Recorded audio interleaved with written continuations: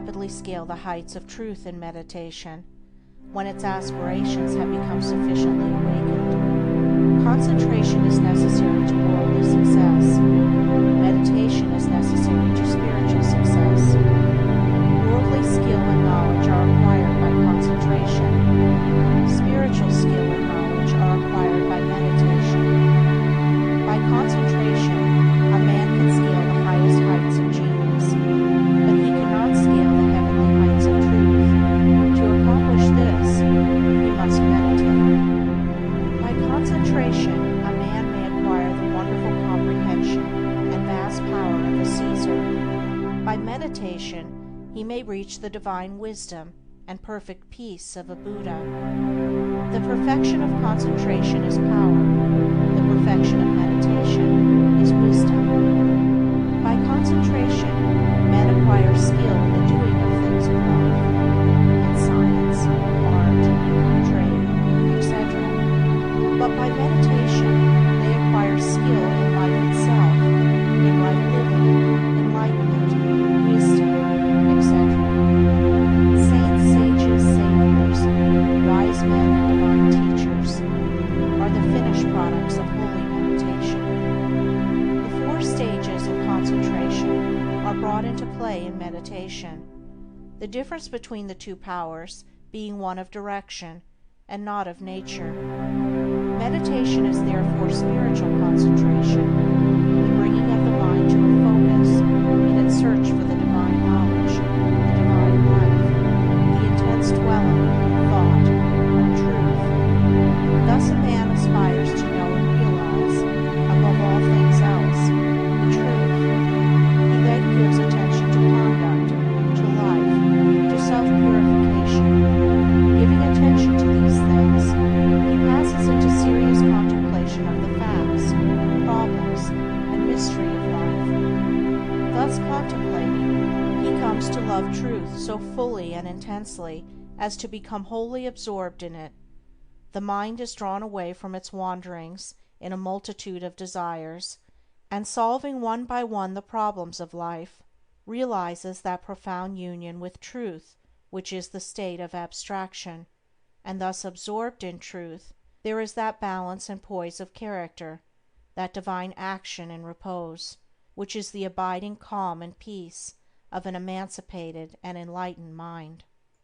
Meditation is more difficult to practice than concentration, because it involves a much more severe self-discipline than that which obtains in concentration. A man can practice concentration without purifying his heart and life, whereas the process of purification is inseparable from meditation.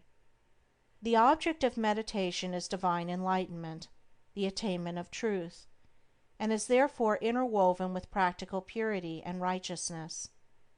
Thus while, at first, the time spent in actual meditation is short, perhaps only half an hour in the early morning, the knowledge gained in that half hour of vivid aspiration and concentrated thought is embodied in practice during the whole day. In meditation, therefore, the entire life of a man is involved, and as he advances in its practice he becomes more and more fitted to perform the duties of life in the circumstances in which he may be placed, for he becomes stronger, holier, calmer, and wiser. The principle of meditation is twofold, namely, 1. Purification of the heart by repetitive thoughts on pure things. 2. Attainment of divine knowledge by embodying such purity in practical life.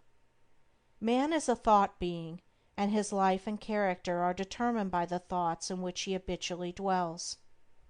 By practice, association, and habit, thoughts tend to repeat themselves with greater and greater ease and frequency, and so fix the character in a given direction by producing that automatic action which is called habit. By daily dwelling upon pure thoughts, the man of meditation forms the habit of pure and enlightened thinking, which leads to pure and enlightened actions and well-performed duties. By the ceaseless repetition of pure thoughts, he at last becomes one with those thoughts, and is a purified being, manifesting his attainment in pure actions, in a serene and wise life. The majority of men live in a series of conflicting desires, passions, emotions, and speculations, and there are restlessness, uncertainty, and sorrow. But when a man begins to train his mind in meditation, he gradually gains control over this inward conflict by bringing his thoughts to a focus upon a central principle. In this way, the old habits of impure and erroneous thought and action are broken up, and the new habits of pure and enlightened thought and action are formed.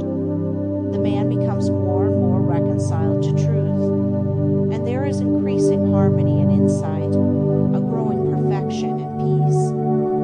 A powerful and lofty aspiration towards truth is always accompanied with a keen sense of the sorrow and brevity and mystery of life, and until this condition of mind is reached, meditation is impossible. Merely musing or whiling away the time in idle dreaming, habits to which the word meditation is frequently applied, are very far removed from meditation in the lofty spiritual sense which we attach to that condition. It is easy to mistake reverie for meditation. This is a fatal error which must be avoided by one striving to meditate. The two must not be confounded. Reverie is a loose dreaming into which a man falls. Meditation is a strong, purposeful thinking into which a man rises.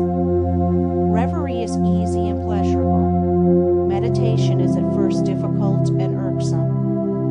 Reverie thrives in indolence and luxury. Meditation arises from strenuousness and discipline. Reverie is first alluring, then sensuous, and then sensual. Meditation is first forbidding, then profitable, and then peaceful. Reverie is dangerous. It undermines self-control. Meditation is protective. It establishes self-control. There are certain signs by which one can know whether he is engaging in reverie or meditation. The indications of reverie are: 1. A desire to avoid exertion. 2. A desire to experience the pleasures of dreaming. 3. An increasing distaste for one's worldly duties. 4. A desire to shirk one's worldly responsibilities. 5. Fear of consequences. 6. A wish to get money with as little effort as possible. 7. Lack of self-control. The indications of meditation are: 1. Increase of both physical and mental energy. 2. A strenuous striving after wisdom. 3. A decrease of irksomeness in the performance of duty. 4. A fixed determination to faithfully fulfill all worldly responsibilities. 5. Freedom from fear. 6. Indifference to riches. 7. Possession of self-control.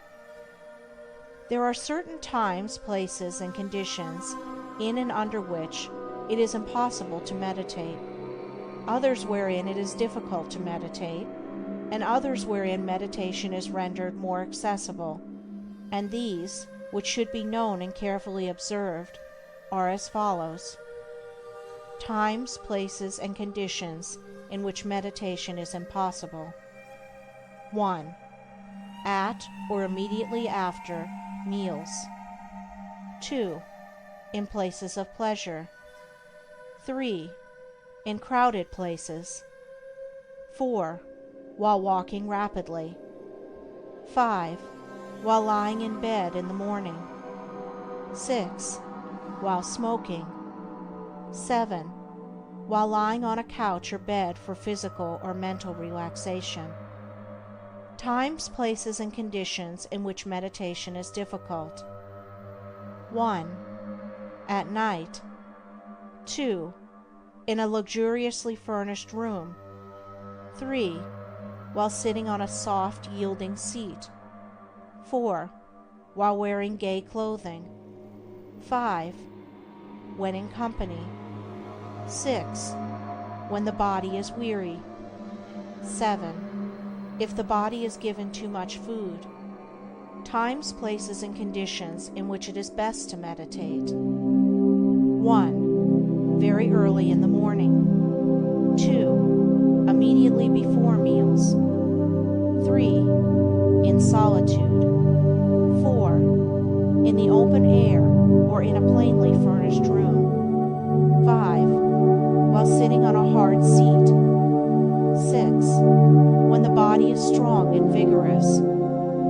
7. When the body is modestly and plainly clothed. It will be seen by the foregoing instructions that ease, luxury, and indulgence, which induce reverie, render meditation difficult, and when strongly pronounced, make it impossible, while strenuousness, discipline, and self-denial, which dispel reverie, make meditation comparatively easy. The body, too, should be neither overfed nor starved, neither in rags nor flauntingly clothed. It should not be tired, but should be at its highest point of energy and strength, as the holding of the mind to a concentrated train of subtle and lofty thought requires a high degree of both physical and mental energy. Aspiration can often best be aroused, and the mind renewed in meditation, by the mental repetition of a lofty precept, a beautiful sentence or verse of poetry. Indeed, the mind that is ready for meditation will instinctively adopt this principle. Mere mechanical repetition is worthless, and even a hindrance. The words repeated must be so applicable to one's own condition that they are dwelt upon lovingly and with concentrated devotion. In this way, aspiration and concentration harmoniously combine to produce, without undue strain, the state of meditation. All the conditions above stated are of the utmost importance in the early stages of meditation, and should be carefully noted and duly observed by all who are striving to acquire the practice, and those who faithfully follow the instructions, and who strive and persevere, will not fail to gather in due season, the harvest of purity, wisdom, bliss,